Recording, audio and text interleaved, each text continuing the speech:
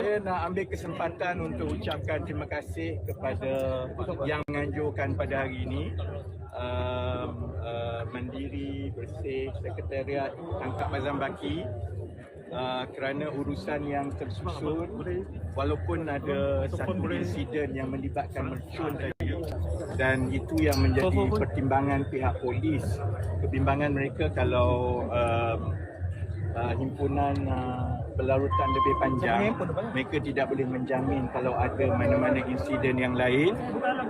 Sebab itu selepas perbincangan, saya mengucapkan terima kasih kepada pihak polis daripada IPD Labuan yang telah memberi ruang sepenuhnya untuk kita meneruskan perhimpunan dan bersurai dengan aman dan baik pada hari ini.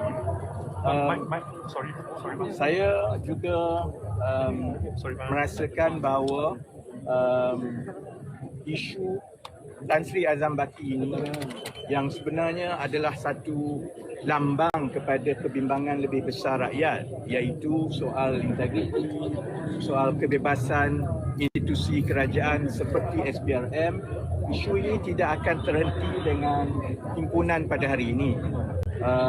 Saya memilih untuk menyerahkan kepada terutamanya yang muda-muda, kerana lebih baik yang muda-muda ini mengambil ruang memimpin dan biarlah yang tua-tua ini mengikuti, kerana isu rasuah ini tidak akan selesai sampai bila-bila.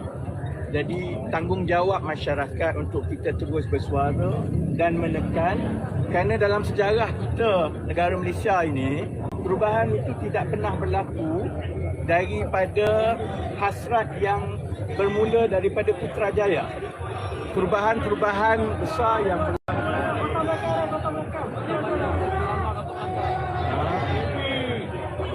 Kota Melaka nak lalu. Aku ingat nak kena langgar dengan polis.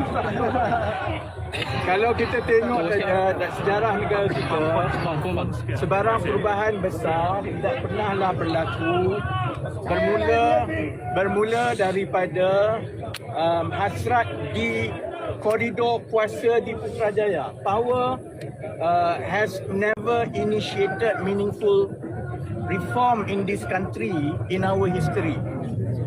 All the big reforms that we have achieved started on the streets, voiced by a small group of people that eventually gained resonance with the rest of the country, and it is that strong voice that taught politicians and political parties that they have no choice but to follow the majority voice.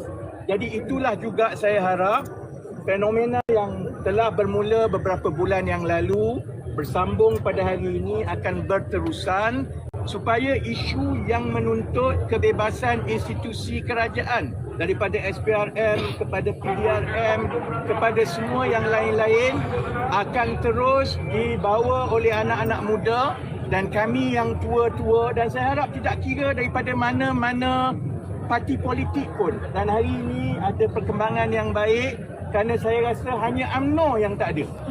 Semua parti lain sebenarnya ada pada hari ini. Pimpinan mereka ada, wakil mereka ada. Jadi itu satu lembaran yang baru kepada Malaysia, yang mana bila kita serahkan kepada anak-anak muda yang tidak berparti untuk mereka membawa isu tertentu, biarlah parti-parti politik, ahli-ahli parlimen dan pimpinan membuat keputusan sama ada mereka akan bersama-sama menyokong ataupun tidak. That will bring more sanity to our politics rather than the highly polarized political scene that we see today. Jadi saya berterima kasih dan saya harap sedikit beberapa insiden kecil tadi bukanlah perkara yang besar, dan itu akan terus memberi semangat kepada terutamanya yang muda-muda ini untuk meneruskan, terus menekan, insyaAllah.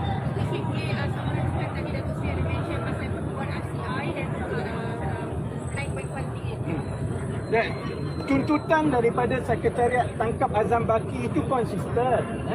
Satunya ialah penubuhan Suruhanjaya Diraja untuk menyiasat bukan saja mengenai Tan Sri Azam Baki, tetapi mengenai corporate mafia, supaya we get to the bottom of everything dan kita boleh merungkai dakwaan-dakwaan bahawa SPRM ini is under the influence of certain business group.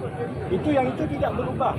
Yang kedua ialah menuntut supaya Tan Sri Azam Baki disiasat mengenai dakwaan pemilikan saham dia.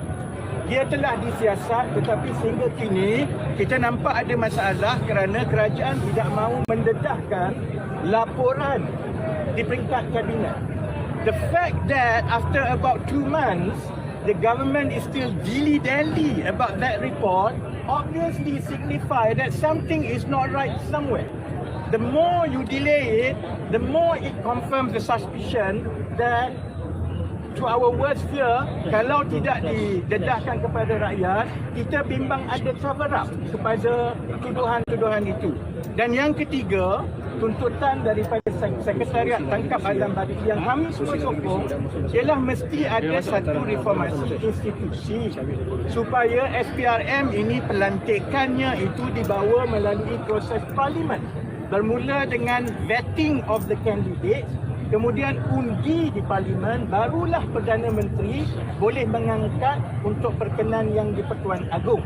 Jadi perkara-perkara itu saya harap kalaupun kami tak ada lepas ini, yang muda-muda Sekretariat Tangkap Azam Baki, pihak media, stay focused on it because we need it for the future.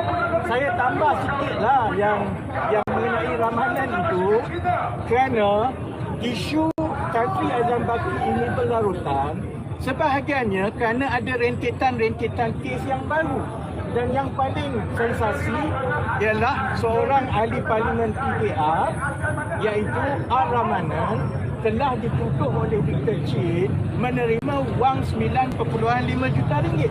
Saya dah namakan secara terbuka, Victor Chin telah membuat tuduhan itu secara terbuka, tapi sehingga sekarang tidak ada satu reaksi, apatah lagi kertas siasatan dibuka untuk menyiasat Ramanan. At the very least, siasat.